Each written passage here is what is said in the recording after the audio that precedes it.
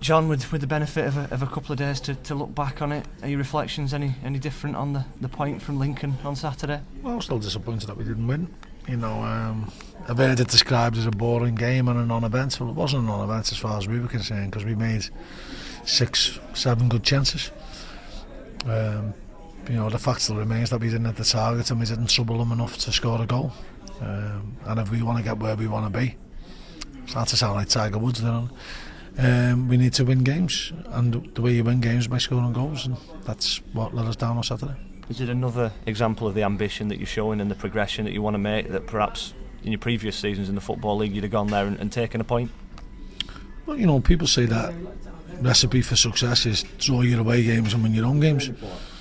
No one else away from home, you always take a bit of pleasure in getting a clean sheet, but I think at any stage of the season you should be looking to win games, but when the opportunity's there for you to win and then you pass it up, it's disappointing. In terms of the performance, it was good in 2/3 of the pitch, and then perhaps disappointing in the final third. Is that what you've got to work on now? Just get out there and get putting the ball in the net? Well, sometimes it helps in training. Sometimes you can't replicate the pressure of getting a chance in a game. So, we'll just do our normal stuff. We defended well, and we'll just show them points that we thought we did defend well in, areas that we can still improve on, and hopefully, we'll make another 6 chances tomorrow when we'll take some of them.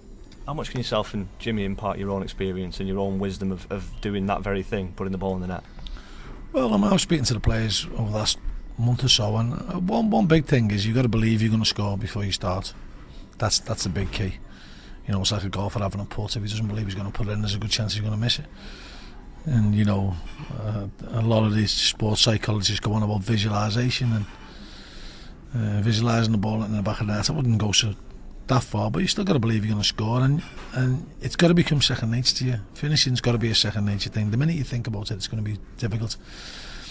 And if you look at people who are at the top of the field in tennis and golf, they don't think about the setup for the shot. They know the mechanics is there for them to do it with a serve or a drive.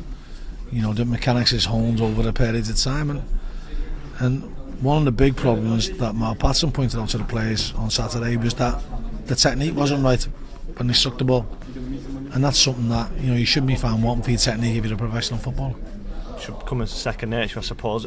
How much is it about individual players' personalities? I know somebody like Darren Bent, for example, won't score in the warm-up because he feels like he's using up his goals quarter. Is that something else to take into consideration? I don't know. A lot of people are different. My one was that I had to score a certain amount of goals in the warm-up, and I got to a point where I wouldn't go in till I hit the ball into the stanchion. So everyone's got their own idiosyncrasies, but I believe, from my own point of view, the joy of hitting the net that I got in training, I took onto the pitch, and I think that's something that maybe that our players can take into account. That if they miss a chance in training, they should be getting upset with themselves.